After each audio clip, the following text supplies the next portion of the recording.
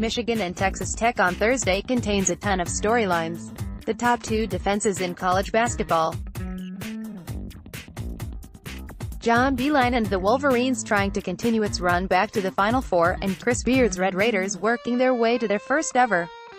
Another is the litany of future NBA talent that will be on the court. For Texas Tech, that means potential lottery pick Jarrett Culver. The sophomore guard is considered the No.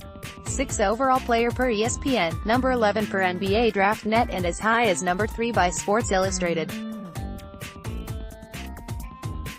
Michigan will have to counter with its own pro talent, including Charles Matthews, Jordan Poole and Ignas Brazdeikis. With a big performance here on a national stage, could this trio climb up draft boards? Let's take a look at all of their draft stocks. Charles Matthews tested the NBA waters after last year's run to the NCAA final, but decided to return for this season. He's seen his standing wilt a bit after his late February ankle injury versus Michigan State. Jeremy Wu of C.com places him right at the bottom of the second round, No. 60, in his updated big board, praising his defense but calling him inconsistent offensively. He's become a stopper for Michigan's elite defense, using his size and length on a consistent basis and helping set the tone as a leader, Wu writes. His tools have always intrigued NBA teams, and although he remains inconsistent defensively, he does plenty to help the team win and has shown a little bit of improvement as a jump shooter. He'll likely never be elite from outside, but as long as Matthews can continue to knock down catch-and-shoot threes at a decent clip, he'll make a case for himself as a glue guy who does a little bit of everything. The Athletic is most optimistic, placing him at No. 50 overall. Aaron Smith of NBA Draftnet, on the other hand, doesn't even include Matthews in his top 100 prospects. Personally, I need to see the Matthews of the Montana game to feel confident about even a second-round selection. That was the 6'6", 205-pounder at his best, as he was able to manufacture points in various ways.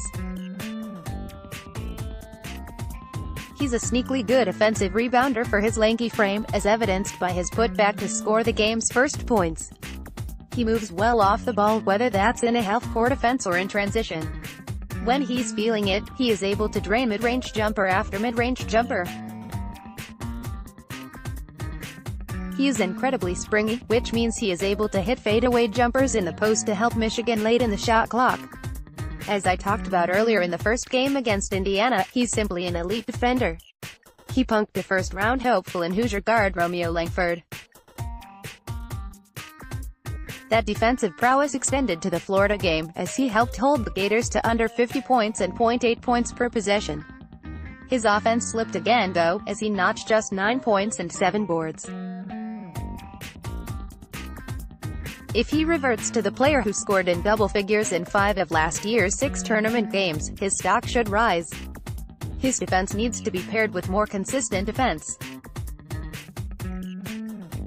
Projection: late second round. Jordan Poole, the 6'4" swagster from Milwaukee, looked like a pro versus the Gators, scoring 19 points on 4 triples, some through contact. The sophomore even bowled his way into the lane for an and-one. This is the Poole that fans have wanted to see this year. Poor shot selection doomed his performances against Michigan State in the Big Ten tournament, 2 for 9 from deep, and the home game versus Maryland, 8 points. He's seen his scoring output dip to just above 12 points a game, and his three-point percentage fall from above 40% to 37.5%. His NBA projections have suffered as well. Brian Kalborowski of Hoops Hype gets 5 different mock drafts from major publications, and Poole appears on just one. Sam Vecenie of The Athletic is that optimistic take, having Poole go No. 35 to the Atlanta Hawks. So far in the Schlenk era, the Hawks have really valued getting floor spacing, Vecenie writes.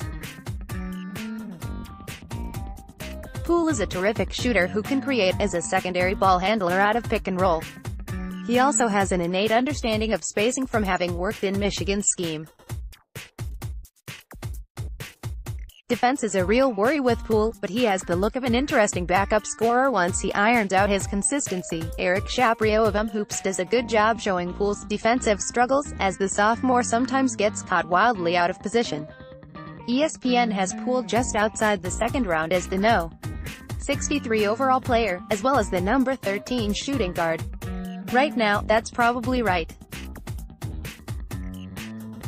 If he plays like he did against Florida in the Sweet 16, and possibly beyond, he could play himself into a paycheck this summer. Projection: second round. Returns for junior year Ignas Brazdeikis. This one is more interesting. His personal skill set is vast: good physique, repeatable shot, excellent hustle. He's scored in double digits in just about every conference game, plus he racked up 24 in the November rout over No.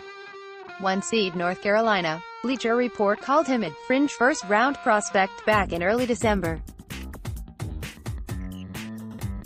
However, conference season showed a major issue: his offense doesn't facilitate production to others. Dished out only 19 assists in 20 conference games and frequently gets tunnel vision when driving to the lane. When he gets the ball, he's either doing it all himself or relinquishing the ball early in the possession. Since then, the projections have him either in the second round or out of the draft entirely. Jonathan Wasserman has him as the No. 36 overall prospect.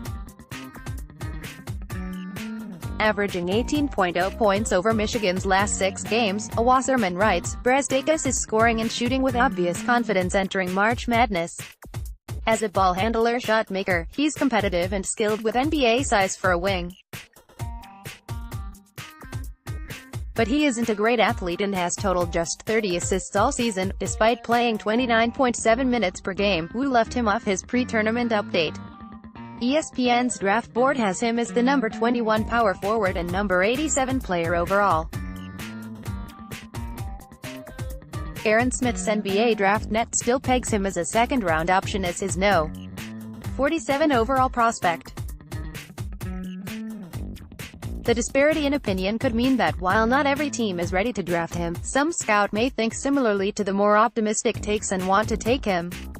The better play would be for him to return, learn under Beilein's tutelage and enter the draft next summer.